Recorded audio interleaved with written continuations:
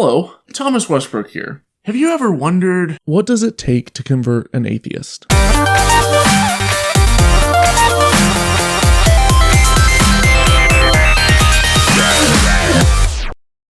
Now, before I open this can of worms, I have two disclaimers.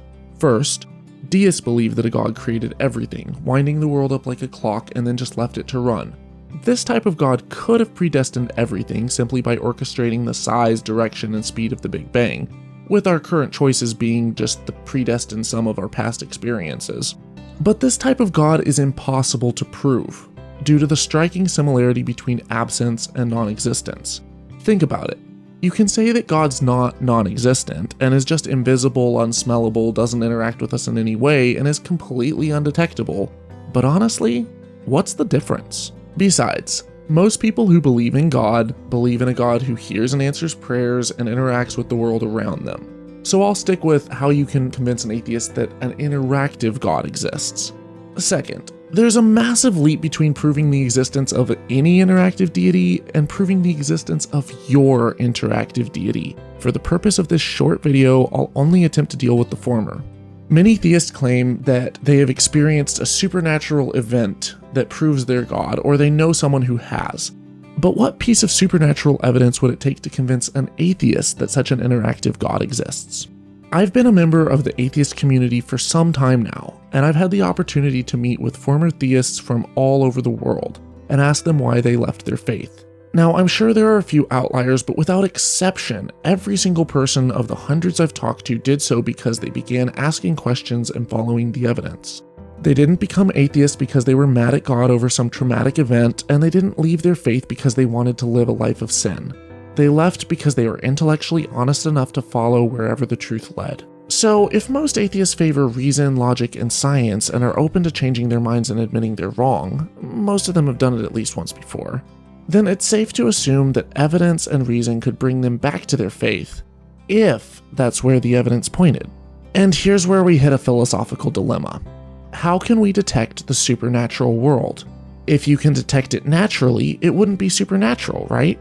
After all, if God uses the physical world by, say, triggering a release of the naturally occurring hallucinogenic Dimethyltryptamine, or DMT, in a person's brain, and she speaks to them in that hallucination, this supernatural experience is entirely indistinguishable from a natural one.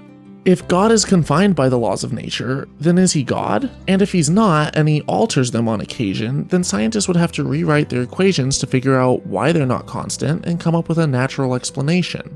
There has to be a way to test and prove a supernatural God's existence that's outside of naturally occurring events, by just measuring the effects of the supernatural on the natural world without having to measure the supernatural itself. We know we can't rely on anecdotal evidence, or eyewitness testimony, because revelation is only revelation to the first person and hearsay to everyone thereafter, because stories change and are exaggerated and memories are altered every time they're recalled. We can't use the stunts of repeatedly debunked faith healers who rely on earpieces, the placebo effect, the naturally anesthetic effects of adrenaline, and easily replicable sleight of hand to fool their sheep. Improbable events aren't proof of God because they aren't supernatural. They just happen less often because they're improbable, not impossible. We can't use dreams, hallucinations, or visions because that all occurs in your head naturally and is scientifically explainable. So what does it take? I can't speak for every atheist, but there's one way to indirectly test the existence of supernatural forces in the natural world that would change my mind. Prayer studies. A double-blind, replicable test on the efficacy of prayer. If a supernatural deity existed who answers prayers, there would be a strong correlation between people being prayed for and otherwise unexplainable healings, and the results would be well outside the margin of error.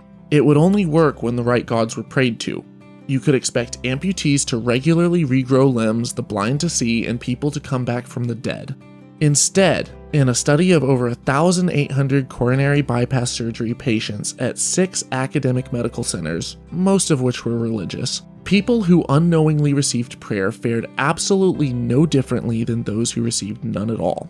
And people who received prayer and knew they were being prayed for felt stressed by that knowledge and actually had more complications, probably due to the psychological pressure to recover faster and not let their God down. Now, I know critics are going to say that you can't test God and you just have to take it on faith, but you apply that same mindset to any other myth, superstition, or conspiracy theory, and you'll get eye rolls, face palms, or shipped off to a loony bin because you're a gullible peddler of nonsense, and credulity is and should be pitied.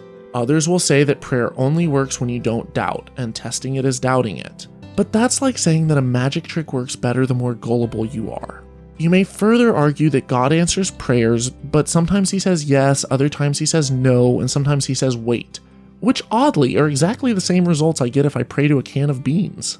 Now, prayer studies are just one way to prove to me the existence of God, and there are others, but all of the evidence gathered points to no deity at all, and so far, no evidence brought forth in favor of God has ever, even remotely, held up under scrutiny. Please like and share this, and support me on Patreon if you can. Y'all rock. Don't drink the Kool-Aid.